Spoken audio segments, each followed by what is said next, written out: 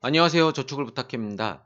제가 구독자분이 1000분이 넘으면 그때부터 이렇게 상담 사례를 가지고 영상을 제작해야지라는 구상들을 원래 하고 있었거든요.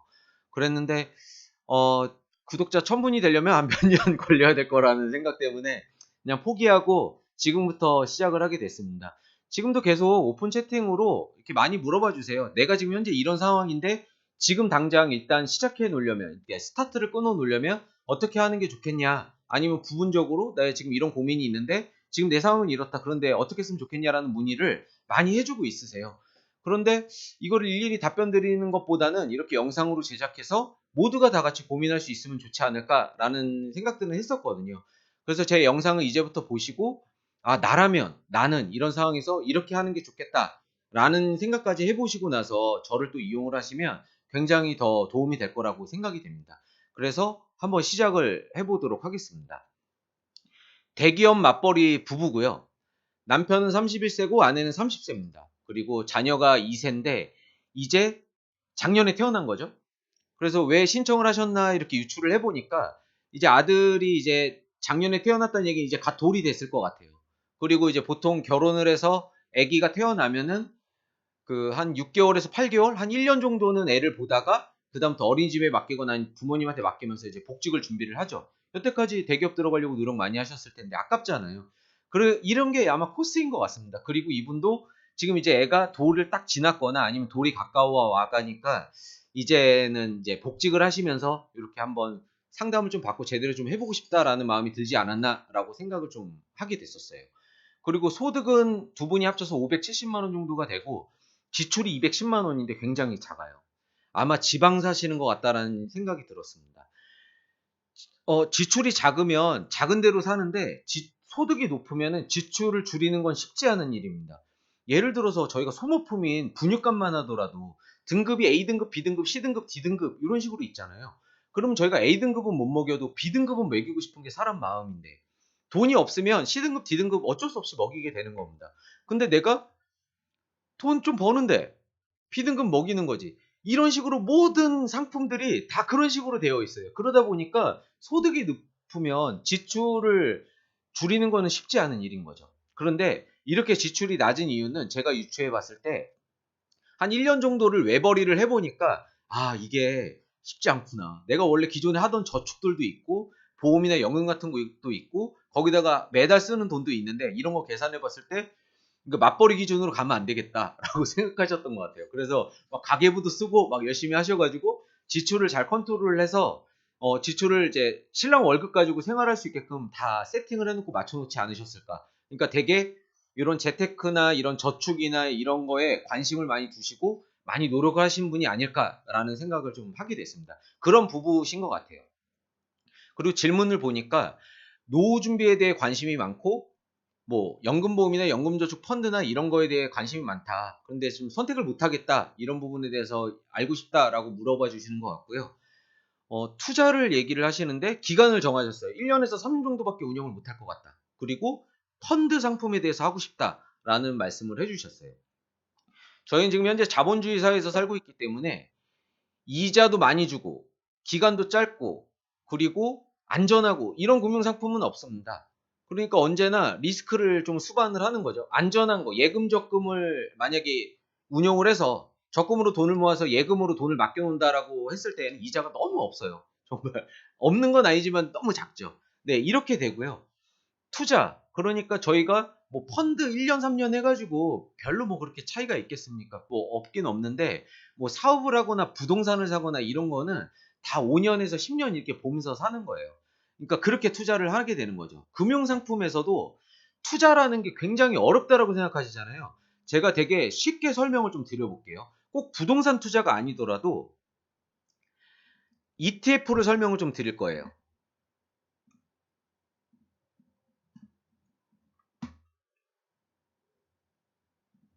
어 모든 투자가 다 이렇다라고 말씀드리고 있는 게 아니라 투자의 한 예시를 말씀드리고 있는 거예요. 이게 우리나라 코스피 지수예요. 코스피라고 하면 기업은 누구나 돈을 빌리고 싶고 돈이 잘 안 빌려지니까 내 지분을 팔아 가지고 그러니까 주식으로 팔아 가지고 그렇게 돈을 자본을 충당을 하고 싶고, 이게 이제 기업의 마음입니다. 그리고 코스피에 등록을 하려면, 이 코스피에 등록해서 사람들의 돈을 모집을 하려면요, 쉽지 않아요. 내가 기업 규모도 어느 정도 돼야 되고 매출도 꽤 나와야 되고 이런 조건들을 다 충족했을 때 코스피에 들어갈 수 있는 겁니다. 그러니까 우리나라에서 내놓으라 하는 괜찮은 기업들이 코스피에 등록될 수 있는 겁니다. 걔네들의 주식을 다 더해서 평균 내놓은 게 요 코스피 지수라고 해서 보여주고 있는 겁니다. 그러니까 요 지수만 봐도 우리나라가 지금 현재 잘 되고 있다, 안 되고 있다라는 것들을 유추해 볼 수가 있겠죠. 그러면 요 지수를 가지고 우리나라가 잘 된다 안 된다라는 걸 판단할 수도 있지만 요 지수를 가지고 내가 돈이 될 수도 있게 되는 겁니다. 우리나라 코스피 지수가 지금 현재 여기에 있어요. 이렇게. 지금 과거에 98년도부터 해가지고 이렇게 가격이 이런 식으로 움직였던 겁니다. 그리고 얘는 ETF라는 걸 통해서 사고팔고를 할 수 있게 되는 거예요. 자, 이 지수를 기점으로 해서 뭐 킨텍스 인버스, 킨텍스 레버리지 아니면 타이거 인버스, 타이거 레버리지라는 상품을 통해서 직접 사고팔고를 할 수가 있습니다. 저는 이제 타이거 레버리지, 타이거 인버스를 좀 많이 하는데 요 타이거 레버리지의 이 가격 그래프 움직임을 보면은 코스피 지수랑 똑같이 움직여요. 네. 이렇게 되는 겁니다. 인버스는 그 코스피를 뒤집어 놓은 것처럼 반대로 똑같이 움직여요. 네. 비슷하죠? 이게 뒤집어 놓은 것처럼. 네, 이렇게 움직이는 겁니다. 그러면 내가 지금 코스피 지수를 봤었잖아요. 아까. 이게 우리나라 코스피 지수인데 지금 현재 이렇게 가격이 이렇게 보이는데 제가 여기서 가격이 예측을 하는 거예요. 이렇게 더 올라갈 것 같다. 우리나라 코스피 지수가 더 올라갈 것 같다. 코스피 지수가 더 떨어질 것 같다. 이렇게 예측을 하는 겁니다. 그리고 아무리 생각해도 지금 코스피 지수가 이렇게 높은데 아무래도 이렇게 이제는 떨어지지 않을까라고 생각할 수도 있는 거잖아요. 요걸 기점으로 설명을 좀 드릴게요. 저는 코스피가 지금 현재 고점이라서 이렇게 조정을 하면서 이렇게 될 수는 있어도 결론은 떨어진다라고 생각을 하고 있습니다. 예측이 틀릴 수도 있는 거예요. 그런데 투자에 한 방법을 설명드리고 있는 겁니다. 자, 그러면 인버스를 사는 거예요. 인버스는 거꾸로 움직이니까. 코스피가 떨어지면 인버스 가격이 이렇게 올라갈 거 아니에요. 그러면 나는 여기 이렇게 현금 매수, 매도는 파는 거고 현금 매수는 사는 거니까 요 매수를 통해서 요걸 사는 겁니다. 요걸 사고 싶은 거예요. 그래서 내 이 통장에다가 돈을 넣어놓고 지금 가격이 막 이렇게 사람들이 사고팔고 이렇게 가격대로 이렇게 올려놨으니까 나는 좀 싸게 사야 되니까 요 6,605원에 내가 사겠다고 하면 바로 사지는 거고요. 6,600원에 올려놓으면은 좀 이따 사지겠죠? 바로 사지지는 않는 거겠죠? 누가 팔아야 사게 되는 거니까. 그러면 나는 여기다가 요 이해하시죠? 요거는 팔겠다고 사람들이 올려놓은 거고 요건 사겠다고 사람들이 올려놓은 거예요. 그러면 내가 요 6,600원에 사면은 좀 더 싸게 사는 거니까 6,600원에 사는 겁니다. 이렇게 해서 한 1,000주 사는 거예요. 그래서 660만 원을 투자를 하는 겁니다. 매수 주문하면 이게 사지는 거겠죠. 그리고 기다리는 거예요. 인버스가 이렇게 올라갈 때까지, 코스피 지수가 떨어질 때까지. 근데 내가 예측했던 대로 되면 난 돈을 버는 거죠. 네. 전후로 기점으로 해가지고 이렇게 돌려보니까 이게 최고점 찍었을 때가 12,000원이에요. 지금 현재는 6,600원이고 그러면 절반 가격이네요. 그러면 나는 이렇게 12,000원까지 가는 것까지 기다리는 게 아니라 이렇게 내 스스로 이렇게 정하는 거죠. 10,000원까지. 난 10,000원까지 되면 팔아야지 이렇게. 네. 그러면 요게 1년 안에 달성하면 1년 안에 10,000원이 되는 거고 그러면 한 40% 정도 수익 나는 거죠. 그게 아니고 뭐 2년 안에 수익이 나면은 뭐 수익률이 좀 줄어들겠죠. 20%로. 네, 이런 식으로 보시면 되는 겁니다. 투자 이런 거 공부하시면 뭐 금리를 알아야 되고 환율의 뭐 경제적인 영향을 알아야 되고 신문 기사를 많이 읽어야 되고 막 어쩌고저쩌고 되게 많이 얘기하잖아요. 그거는 무슨 얘기냐면 그런 정보들을 많이 알고 있고 공부를 많이 하면 1년 안에 딱 되지 않을까라는 걸 예측할 수가 있게 되는 겁니다. 제가 지금 방금 예측한 거는 그런 게 필요 없죠. 단순하죠. 코스피가 지금 현재 너무 많이 올랐으니까 이게 적어도 이게 뭐 이렇게 가는 게 얼마나 가겠어. 요게 이렇게 가봐야 이렇게 가봐야 얼마나 가겠어. 결국엔 떨어지겠지. 이게 2년이 걸리든 3년이 걸리든 3년 안에 이렇게 조정 보이면서 여기까지 떨어지겠지. 라고 예측하는 거는 뭐 그렇게 공부를 하지 않아도 예측할 수 있는 거잖아요. 근데 공부를 하면은 지금 시기나 이런 상황이나 경제적인 상황이나 뭐 미국과 우리나라의 관계, 뭐 전 세계와 우리나라의 관계를 봤을 때 내년에 떨어질 거야. 이렇게 예측하는 게 공부인 겁니다. 그러니까 기간을 줄이면 훨씬 더 나한테 도움이 되는 거고 유리해지는 거잖아요.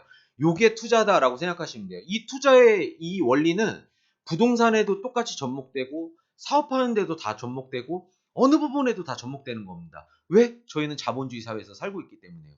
투자 어떠세요? 제가 이렇게 설명드리니까 되게 간단하고 쉽지 않나요? 어렵지 않죠? 네. 이런 겁니다. 그래도 어려우실까요? 네. 코스피가 떨어질 것 같으니까 인버스를 산다? 이게, 네. 저는 그렇게 어렵다라고 생각을 하지 않아요. 네. 그런데 뭐, 잘 모르겠네요. 이런 거는 상담하면서 그 사람마다 다 다르니까 여쭤보면은 이제 그걸 쉽다고 얘기하시는 분도 있고 어렵다고 얘기하시는 분도 있고 뭐 천차만별이니까. 근데 스스로 좀 판단해 보시면 될 것 같아요. 그런데 정리를 하면 이런 겁니다. 1년에서 3년 정도 운영하는 거 가지고 부자가 될 수는 없는 겁니다. 그러니까 부유해지거나 앞으로 기대감이 있거나 괜찮아지는 게 아닌 거예요. 그냥 단지 투자를 배우는 거죠.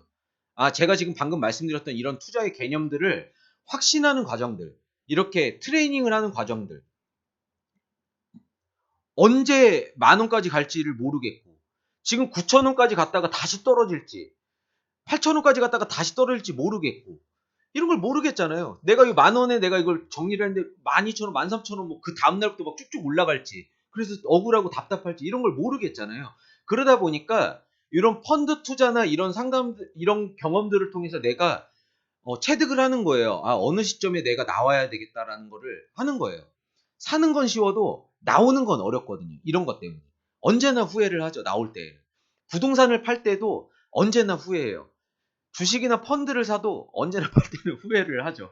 네. 그래도 내가 이런 걸로 기대 수익을 정해놓고 이거 달성되면 난 무조건 나올 거야. 뭐 이런 식으로 내가 스스로 자금 관리를 할 줄 알게 되면 나는 나중에 투자를 큰 돈을 들여서 투자를 하더라도 내가 조금 그렇게 좀 후회를 많이 안 하게 될 거 아니에요.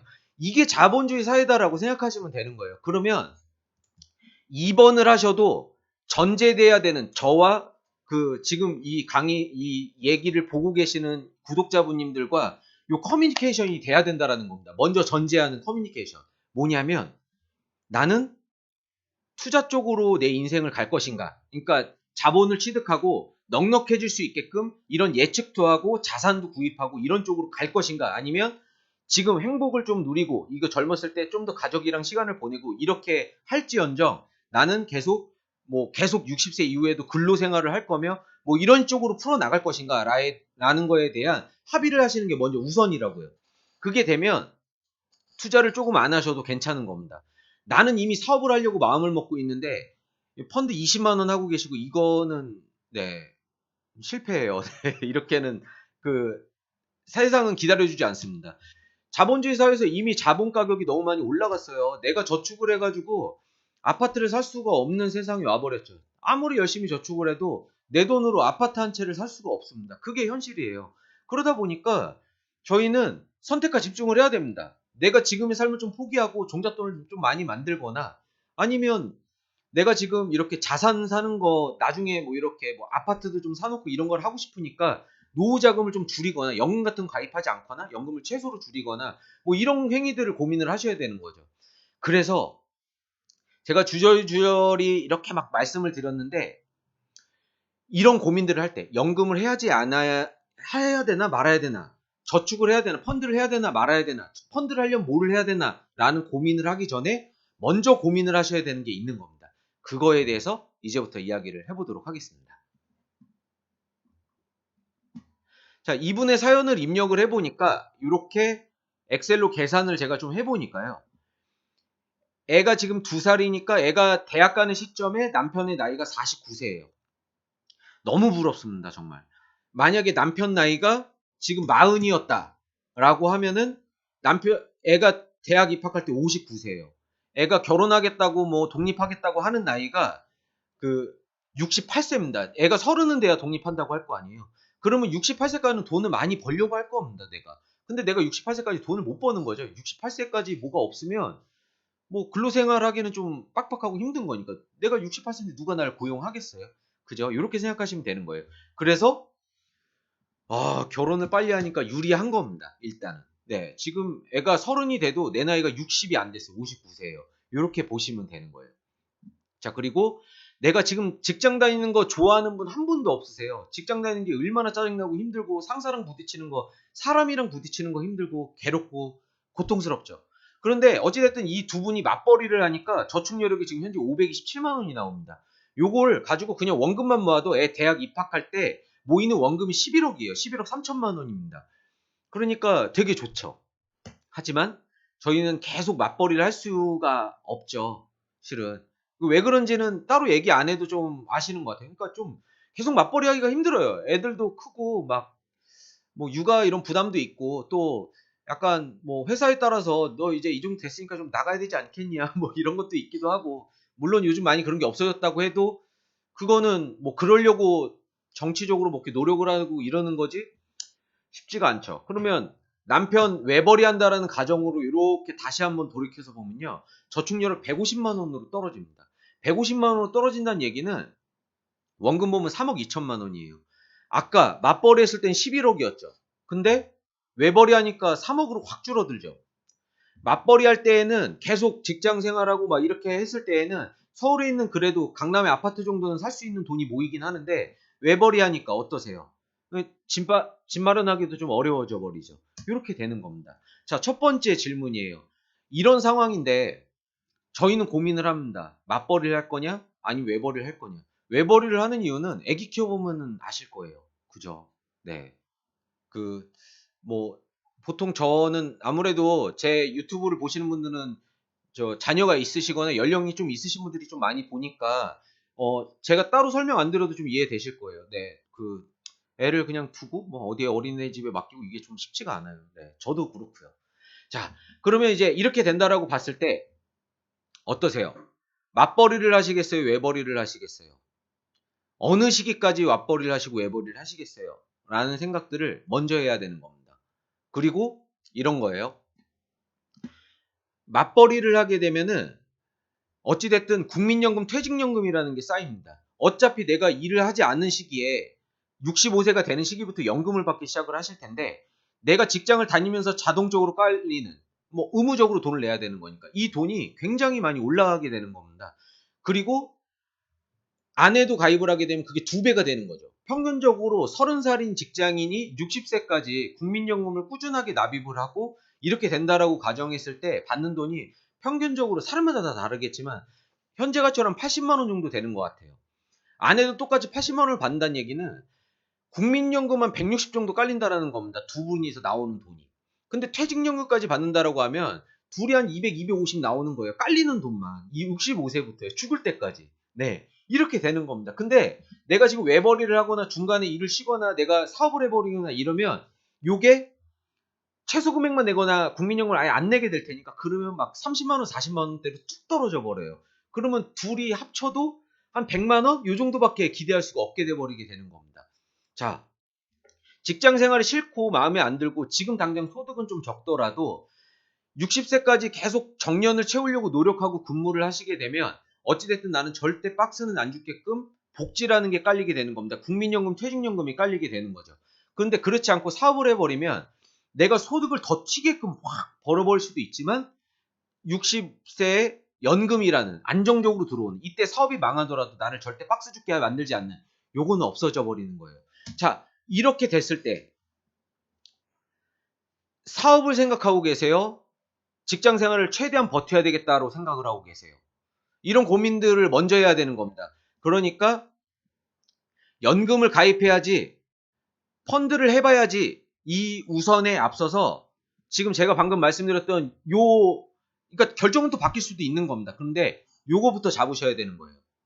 지금 사회가 너무 가격이 비싸졌죠. 지금 제가 얼마 전에 알아봤는데 저 커피숍 이디야 하나 차리는데 한 1억 정도 들어가더라고요. 그러면 60세에 사업을 시작하시면 어찌됐든 저찌됐든 이래저래 돈을 모아서 이때 사업을 하시면은 3억을 가지고 이디야를 차릴 수가 있고요. 요때 사업을 시작하시면 한 40세, 45세 때 사업을 시작하시면 같은 이디야를 차려도 1억으로 사업을 하셔야 될 겁니다. 이 모인 돈이 작으니까 어쩔 수가 없게 되는 것 같아요. 요게 1억으로 사업하는 거랑 3억으로 사업하는 거랑 물론 젊은 사람이 젊은 감각과 센스로 일을 하는데 요게 성공할 확률이 더 높다고 얘기할 수도 있겠지만 요건 강남에 차리는 거고 요거는 저기 어디에다가 차리는 거예요.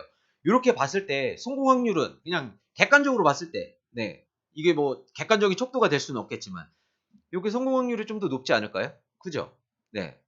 근데 뭐 아무것도 없고 뭐 그렇게 따지고 드시면은 정말 할 말은 없는 겁니다. 그런데 충분히 고민해 볼 수 있는 부분이에요.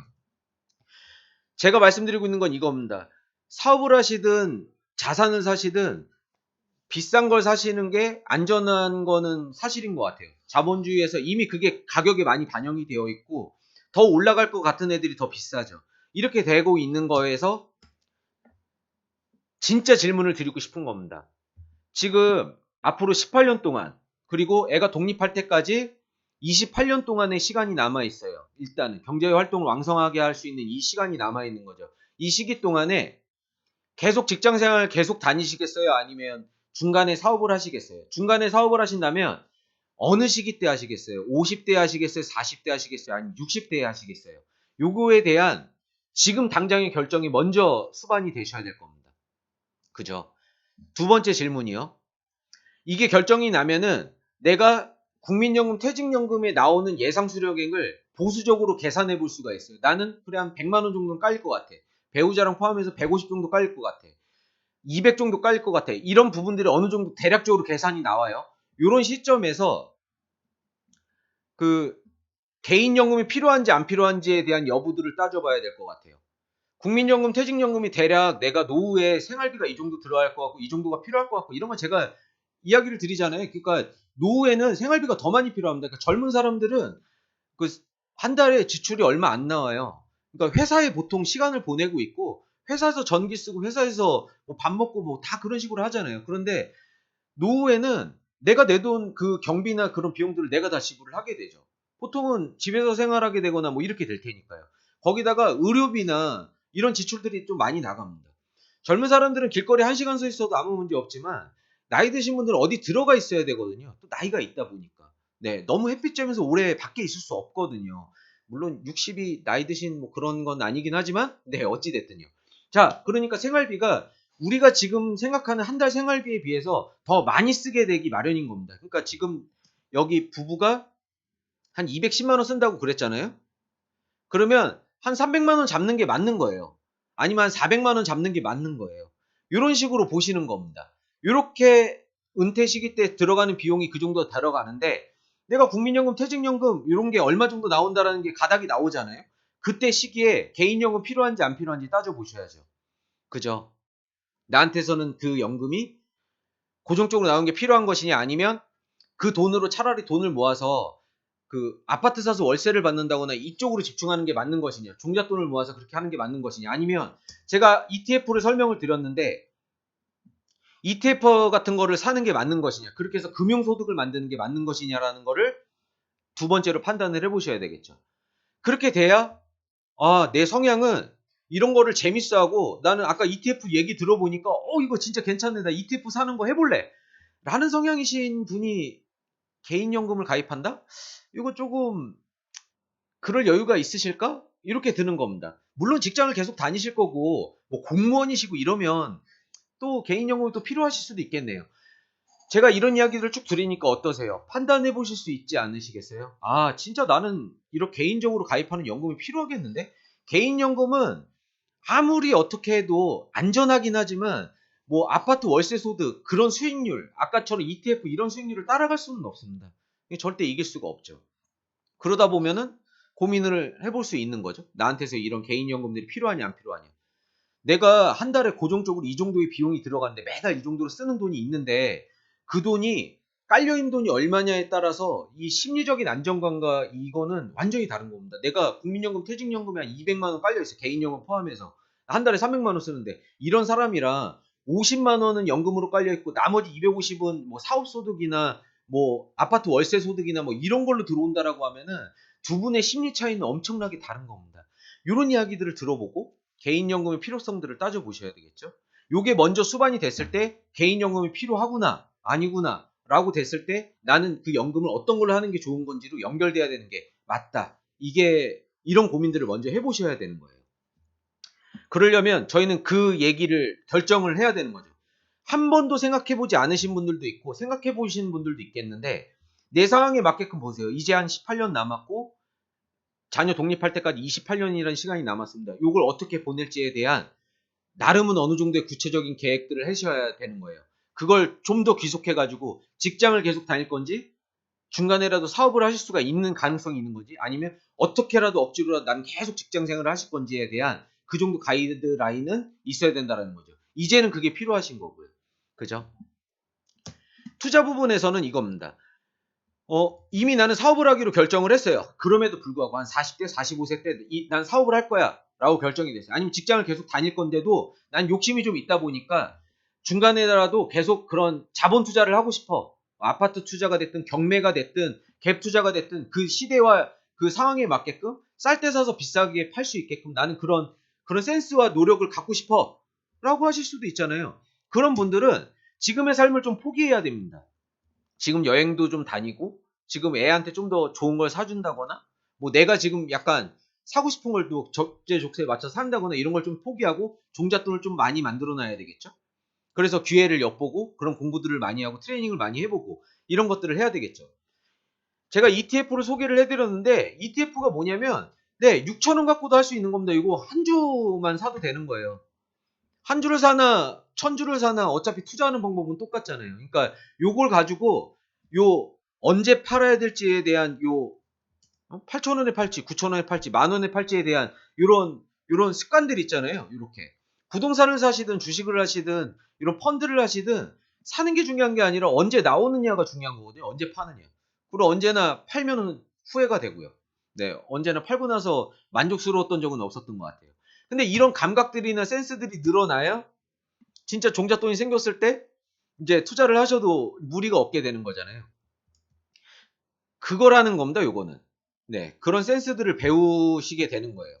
그리고 어느 정도 종잣돈이 모이면 바로 그 종잣돈 마련에다가 집중을 하시게 되는 거죠.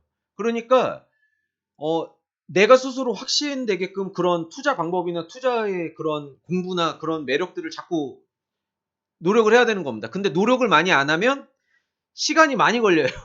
네, 아까 제가 지금 인버스 말씀드렸는데 이게 지금 바로 이렇게 코스피가 떨어져서 지금 바로 올라갈지 2년 뒤에 올라갈지 3년 뒤에 올라갈지 모르겠잖아요. 근데 공부를 많이 하시면 요게 1년 안에 올라갈 거야, 2년 안에 올라갈 거야, 3년 안에 올라갈 거야. 요게 예측이 돼요. 네. 그리고 지금 요것도 그 지수로 딱 봤을 때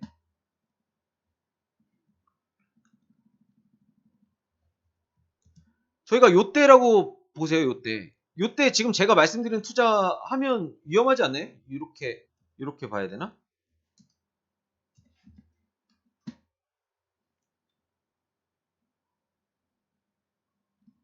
자, 이렇게 볼게요. 지금 여기에서 이렇게 봐야 되겠구나.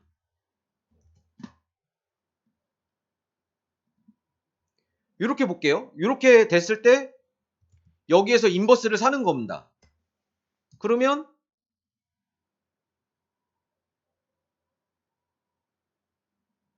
막 오르고 내리고 반복은 하긴 하는데 오르고 내리고가 반복을 하죠. 근데 한 요 정도 지나니까 성공을 했죠.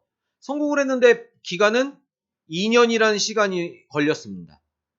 물론 수익률은 이 정도만 100% 됐네요. 2,000에서 해서 1,000으로 떨어진 거니까. 이렇게 성공을 할 수도 있지만 요 다음으로 보시면 돼요. 자,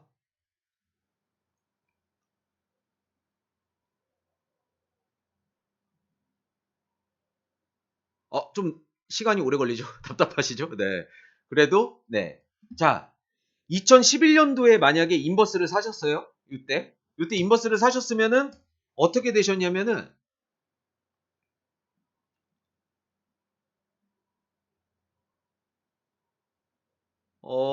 조금 느리긴 느립니다. 느려도 이 느림을 지금 세월로 따지면 굉장히 빠른 거예요. 지금 요게 몇 년째예요, 요게. 이렇게 횡보하는 게 지금 도대체 몇 년째예요. 지금 벌써 1년, 2년 지났고요.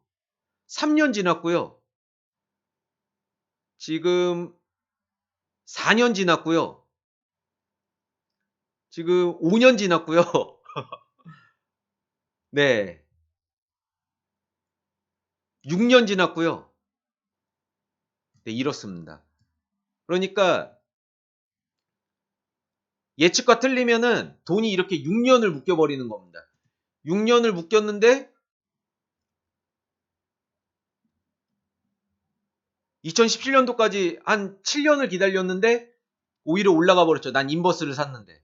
이러면은 작살 나는 거예요. 그러니까 이 시기 때는 못 사는 겁니다. 제가 지금 방금 말씀드리는 것도 이 시기 때는 못 사는 거예요. 네. 지금도 마찬가지로 여기서 더 올라가 버릴 수도 있죠. 이게 올라가면은 통일이 되거나 아니면 북한이랑 막 왕래가 돼가지고 저희가 막 북한으로 관광 다닐 수 있을 정도로 그렇게 관계가 좋아져 버리면 코스피 더 오르거든요. 실은. 그러면은 이제 실패하면서 이제 돈 까먹는 거죠. 네. 이게 투자인 겁니다. 이게 언제나 내가 예측했던 대로 흘러가는 게 아니라 그렇게 되지 않는 게 이런 리스크가 수반이 되는 거죠. 근데 자본주의 사회에서는 이런 리스크를 감수하지 않고는 경제적으로 여유롭게 사는 거는 좀 어려운 것 같아요. 그러니까 이런 게 없이 나 안정적으로 여유롭게 살겠지만 돈 걱정하지 않으면서 살고 싶어. 뭐 이게 사람 마음이겠지만 저는 그렇게 보고 있어요. 저는 그게 좀 어렵지 않나. 이런 약간의 예측과 이런 공부들을 통해서 그런 거를 좀 예측이 맞아떨어지고 이렇게 해야지 좀 부유하게 살 수 있지. 그렇지 않으면 가난하게 살지 않는다라고 저는 개인적으로 생각하고 있습니다. 자, 제가 여기까지 설명드렸는데 어떠세요? 판단해 보세요. 1년에서 3년 정도를 투자하시는 거는 투자를 하시기 위한 연습 단계인 겁니다. 그러니까 이거를 몇 번 해보고 내가 이게 익숙해지고 내가 투자가 익숙해졌을 때 금액을 늘리기 위한 그 전제 이런 연습이라고 생각하시면 되는 거예요. 요거를 하시는 거는 내가 저런 투자를 하시겠다라고 마음 먹었을 때, 내가 지금 근로소득 외에도 저런 리스크와 예측을 해야 되긴 하지만 그런 투자를 해야 되겠다라고 마음 먹었을 때 요걸 하시는 거지. 요거 자체는 별로 도움이 안 됩니다. 돈이 안 늘어요. 이거 하나 적금 하나. 요거 투자 성공해도 그냥 그 정도 돈밖에 안 들어옵니다. 그냥 저기 국내 여행 한번 갔다 올 정도의 차익밖에 안 생기는 거예요. 그러니까 얘는 별로 도움이 안 되는 거죠. 그냥 그럴 거면 그냥 적금하시는 게 나으신 거예요. 차라리. 아예 그냥 부동산 쪽으로 투자로 가버리거나. 뭐 내가 부동산 안 오르면 거기 그냥 살아버리면 되는 거니까. 뭐 이런 식으로 하시거나. 근데 지금 내가 이렇게 작게나마 3년씩이라도 투자를 해보신다라는 거는 상가 투자를 하든 부동산 투자를 하든 아까 ETF 같은 거를 하든 진짜 그렇게 내가 스스로 예측도 해보고 투자도 해보고 경험도 해보고 그래서 내 돈의 그 절반 이상을 그렇게 투자 쪽으로 넘어가서 나는 자산 투자를 해야 되겠다. 난 그런 삶을 살 거야. 그래서 이게 좀 안 되더라도 나는 뭐 자산소득을 얻고 경제적으로 나중에 여유로워질 거야. 그런 리스크를 감수할 거야 하시는 분들이 이 펀드 투자를 하는 거예요. 그러면 선생님들은 어떠세요? 이걸 보는 분들은 어떠세요? 그런 걸 감수하면서도 투자를 하시겠어요? 아니면 난 그런 거를 감수할 마음은 없으세요? 그런 걸 감수할 마음이 없으신 분들이 펀드 투자를 하면 투자 자체의 매력을 못 느낍니다. 짜증나요. 하기 싫어져 버려요. 그러니까 안 하시는 게 나은 거예요. 그러면. 네. 이렇게 되는 겁니다. 그 정도의 이제 생각 정도는 하고, 내가 이게 좀 예상대로 안 흘러갔을 때에도, 그래, 내가 이걸 잘 배웠다. 다음번에는 제대로 해봐야지. 네. 요 정도의 마음가짐이 없이, 남들은 다 그렇게 하면서 투자를 하고 있는데, 나는 이렇게 보수적으로 접근해서 이 시장을 바라본다? 그럼 예측이 틀릴 수밖에 없죠, 그거는. 네, 이렇게 되는 겁니다. 1번 답, 2번 답에 제가 생각하는 대답을 다시 한번 정리를 해볼게요. 1번에, 노후 준비가 꼭 연금은 아닌데, 계속 직장을 다니시는 분이세요? 직장을 다니려고 마음을 먹으시는 분이세요? 아니면 사업을 생각하시는 분이세요? 맞벌이를 하시려고 생각하시는 분이세요? 아니면 그 외벌이를 하실 생각을 갖고 있으신 분이세요?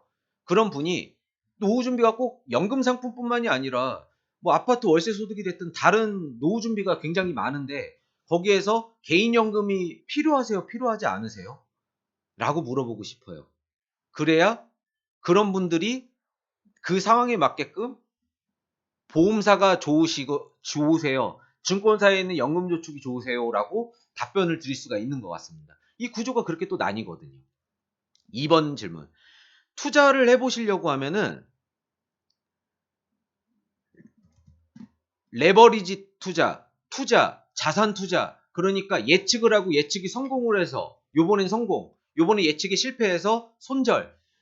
요렇게 되는 내 소득 외에도 내 지금의 삶을 좀 포기해서라도 종잣돈을 마련해서 투자 쪽으로 가야 되겠다. 그게 갭 투자가 좋은 건 아니거든요. 지금 결론은 그 갭 투자 때문에 지금 아파트 가격이 이렇게 올라와서 지금 신혼부부들이 결혼을 안 하게 되는 거잖아요. 그건 건강한 게 아니죠. 그런데 자본주의에 살고 있고 나는 그런 뭐 도덕적인 정의보다는 나는 일단은 내 인생이 있고 내 삶이 있는데 나는 이 자본주의에 적응해가지고 나는 부유하게 살고 싶다. 돈 걱정 안 하고 좀 넉넉하게 살고 싶다. 세요? 아니면 이런 건 나 너무 힘들고 스트레스 받고 싫어. 넉넉하게 살지 않더라도 가난하게 살지만 않으면 돼. 쪽이세요. 그게 돼야 이런 거를 시작해야 되겠다, 시작하지 않아야 되겠다라는 결론이 나오는 겁니다. 투자는 예측이에요. 예측이 성공할 수도 있고 예측이 실패할 수도 있습니다. 그리고 그 예측은 계속 바꿔요. 네, 지금 트럼프의 정권 말 한마디에 따라서 계속 바뀝니다. 제가 얼마 전에 러시아 펀드 추천했는데 러시아가 11%나 빠졌어요. 저도 멘붕이었지만 어찌됐든 금방 회복돼 버렸습니다. 지금. 네, 추세가 바닥에서 다시 회복이 돼서 이렇게 찍었어요. 제가 한 달 뒤에 다시 영상 제작해서 올릴 예정인데 아마 한 달 정도만 지나면은 다시 원가격으로 돌아와 있지 않을까라고 보이고 있거든요. 근데 이런 건 예측이죠. 저는 한 번도 러시아가 11% 이하로 떨어질 거라고 예측해 본 적이 없습니다. 전체적으로 전반적인 흐름에서 러시아가 앞으로 더 올라갈 거라는 거에 대한 생각은 있었지만 지금처럼 11%라고 떨어질 거라고 예상은 못했던 거죠. 제가 추천드렸던 분들한테 이런 연락이 많이 왔습니다. 러시아 펀드 해지해야 되는 거 아니냐고. 근데 일단은 진짜 해지해야 되는 상황이 오면 손절해야 되는 상황이 오면 연락드릴 테니까 다 멈추라고 말씀드렸어요. 네, 요게 바로 요쪽의 흐름인 거예요. 그러면 제가 이런 거를 도와드리고 코칭을 해드린 것들을 경험을 하면서 이게 전체적으로 이렇게 돌아가는 거구나. 그래서 지금 손해를 보든 이득을 보든 내가 지금 예를 들어서 지금 코스피가 이렇게 높은 상황이니까 이렇게 올라갈지 이렇게 떨어질지 모르겠는데 이렇게 떨어질 것 같으니까 일단 샀는데 요때 털어야 될지 요때 털어야 될지 이런 감들을 배우시는 거를 하는 겁니다. 1년에서 3년 정도 이거 펀드 경험해보고 이러는 거는. 네. 그러니까 솔직히 이렇게 저축을 하실 때 3년 동안 저축을 하실 때 이렇게 제가 하는 방법이 있어요. 요거를 저위험으로 만들어 가지고 안정적으로 적금 대신에 3년짜리 이렇게 적금처럼 이렇게 안정적으로 운영하는 방법이 있어서 그런 것들을 많이 권해드리는데 그런 거는 재미도 없고 지루하고 그냥 적금 같고 약간 그렇습니다. 그냥 뭐 그냥 쏘쏘해요. 그러니까 그런 거 외에 저한테 이런 거를 뭐 물어보고 펀드 상품에 대해서 물어보시는 거는 투자를 생각하시면서 약간 난 투자를 하는 거다라는 마음으로 접근하실 것 같은데 제가 지금 방금 말씀드렸던 이런 3년짜리 적금처럼 되게 안정적으로 운영하는 방법이 아닌 외에는 지금 제가 말씀드린 대로 이런 거예요. 이걸 결정하셔야 되는 거예요. 나는 내 삶에서 투자 쪽으로 자산을 사서 경제적으로 안정적인 약간 이런 예측을 해서 약간 감소하더라도 이런 쪽으로 갈 것이냐 안정적으로 갈 것이냐라는 결정을 먼저 하셔야 되는 겁니다. 네, 그게 돼야 2번 답의 결론이 나오는 거예요. 그러면 지금 제가 요거를 결정이 나서 난 리스크에 감소해도 상관없어. 나 이거 배운다고 생각을 해. 난 배우는 방향으로 갈 거야. 라고 하는 펀드 투자가 다르고요. 아니야, 나는 그냥 안정적으로 할 건데 지금 적금 이자가 너무 마음에 안 드니까 되게 안정적으로 보수적으로 그냥 적금 대용으로 좀 할 수 있게. 내가 원금 보장 안 되는 건 알고는 있는데 그렇게 방법적으로 이렇게 정식으로 들어가고 막 이렇게 하는 거 있잖아요. 이런 식으로 하고 싶어. 뭐 이렇게 하는 방법이랑 다릅니다. 펀드 하는 방법이. 이렇게 다르니까 요걸 결정을 하시려면은 앞단에 그 대답을 먼저 해주셔야 되는 거예요. 제가 정리한다고 하고 얘기가 좀 길었네요. 더 쉽게 좀 정리를 해볼게요. 직장 다니실 거예요? 사업하실 거예요? 네. 28년이라는 기간이 남아 있습니다. 네. 그 애 독립할 때까지 28년 남았어요. 28년 동안 애가 2살이니까 애 30살 될 때까지 28년 동안 어떠세요? 사업 중간에 하실까요? 안 하실까요? 네. 맞벌이 하실까요? 외벌이 하실까요? 그래서 내 노후 자금 마련을 자본으로 만들고 싶으세요? 연금을 깔아놓고 싶으세요? 네. 2번 펀드 투자의 방법은 두 가지 방법으로 나옵니다. 굉장히 안정적으로 운용하는 방법과 진짜 이 펀드의 의미대로 투자하는 방법과 이 두 가지 방법으로 나뉘는데 요거를 하실 건가요? 요거를 하실 건가요? 네, 안정적인 걸 하실 건가요? 요 배우는 요 단계를 하실 건가요? 네. 내가 지금 내 삶 속에서 리스크를 좀 감수하더라도 경제적으로 여유로운 데에다가 집중하면서 사시겠어요? 아니면 그냥 평탄하고 안전하게 60세 이후로도 내가 공부를 해서 자격증을 따서라도 계속 직장생활을 영위할 수 있게끔 사시겠어요? 요게 먼저 기반이 돼야 요 다음 대답을 해드릴 수 있다라고 좀 이해해 주시면 좋을 것 같습니다. 요러면 대략 그림이 나왔을까요? 이거 외에는 뭐 나머지는 이런 거죠. 조금 더 보완해서 이게 큰 틀인 것 같습니다. 요 정도 잡으면 나머지는 뭐 보장성 보험도 많이 얘기하시는데 보장성 보험을 이렇게 생각하시면 되는 거예요. 자산을 사시든 뭐 근로소득을 갖고 계시든 자산을 좀 갖고 있으면은 그 내가 아프면은 자산은 팔아야 되거든요. 현찰로 갖고 있는 사람은 없으니까. 내가 돈이 있으면 그걸 투자를 해놓지 뭐 아파트를 사놓거나 뭐 건물을 사놓거나 그렇지. 그렇게는 안 하고 있잖아요. 그러니까 그 자산 안 팔려고 자산 이거 내가 가격 올라갈 거라고 생각하고 사놓은 건데 갑자기 아파버리면 돈 갑자기 필요하니까 건물 하나 정리하게 되잖아요. 손해하면서. 그거 막으려고 하는 겁니다. 보험. 이런 식으로 접근해서 내가 얘가 필요한지 안 필요한지 따지는 거예요. 자산이 없어도 마찬가지입니다. 내가 연금 갖고만 살고 있었는데 갑자기 아파버리면 내 연금이 막 치료비로 다 때려박히게 되는데 그럼 갑자기 생활이 다 무너져 버리잖아요. 그 정도 지킬 만큼의 보장성 보험을 할 건지 말 건지 이런 얘기들을 해봐야 되겠죠. 그리고 또 이렇게 생각해 가지고 이거 조금 하고 보험 조금 하고 필요한 거 조금씩 하고 그러다 보면은 저축할 돈이 또 없어 가지고 또 부동산을 또 못 사요 또. 그렇잖아요. 네, 이런 부분들 조금 보완하는 이거 좀 잡는 요런 것들이 또 필요하겠죠. 그러니까 이런 상담들을 좀 더 디테일하고 뭐 구체적으로 좀 받고 싶으시면 제가 삼성증권 투건인이기 때문에 삼성증권 계좌 만드시고 저 투건이 등록하시고 저한테 만나러 오시면 돼요. 그렇게 해서 투건이 등록하신 분들한테는 그렇게 뭐 따로 상담료가 발생하지 않고 상담을 해드리니까 그렇게 해서 등록하시고 저 찾아뵈시면 네, 구체적인 상담도 가능합니다. 이렇게 이해해 주시면 될 것 같아요. 또 추가로 궁금하신 점 있으면 계속 오픈 채팅으로 많이 물어봐 주세요. 그럼 제가 이런 식으로 영상 제작해서 또 말씀드릴게요. 지금 사례가 너무 많기 때문에 아마 뭐 여러 가지 사례, 미혼인 사례, 뭐 다른 사례 뭐 이렇게 해서 앞으로도 계속 올려드릴 것 같습니다. 네, 이상 마치도록 하겠습니다. 감사합니다.